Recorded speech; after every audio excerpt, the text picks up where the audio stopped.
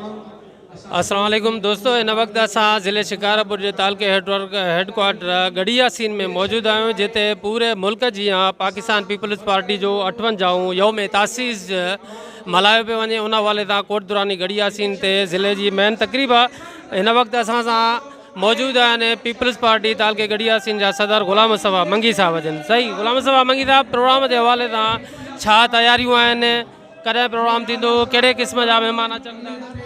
बिस्मिल्लाहिर्रहमानिर्रहीम। साईं, योम तासीस के हवाले से मां सभिनी तालके के मानुन, पूरे ज़िले के अवाम, पार्टी के वर्करन, सहाफ़ी हज़रात, दोस्तन के मुबारकबाद था पेश कयूं। योम तासीस के हवाले से अज कोट दुरानी ते भरपूर तैयारियों आहिनि। 3 बजे प्रोग्राम शुरू कंदासीं, इंशाल्लाह 5 बजे वाइंड अप करे जनाब चेयरमैन साहब जन खिताब कंदा। सब दोस्त, सब पार्टी जा वर्कर इंतज़ार में आयूँ तो चेयरमैन साहब जो खिताब ॿुधूं। अज इंशाल्लाह तारीख़ी योम तासीस मल्हायूं पिया गढ़िया सीन कोट दुरानी ते। अज पहिरियों दफ़ो आहे योम तासीस असां पंहिंजे महबूब अॻवान जनाब आगा सिराज खान दुरानी साहब खां सवा मल्हाए रहिया आहियूं।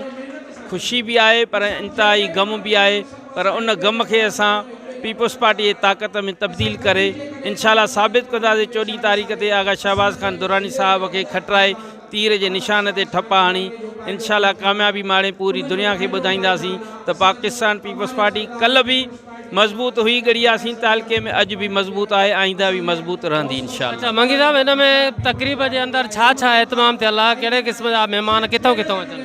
डिवीज़न जो प्रेसिडेंट भी अचन पिया, डिवीज़न जा जनरल सेक्रेटरी, पूरे ज़िले की क़यादत भी अचे पई, पूरे ज़िले जा पीपल्स पार्टी जा वर्कर असांजूं अदड़ियूं, असांजा सब उहदेदार अवाम, टोटल पूरे ज़िले जो अवाम में अचे पियो। हिते 2-3 हज़ारनि माण्हुनि जो बंदोबस्त थियल आहे, मानीअ जो बंदोबस्त भी आहे।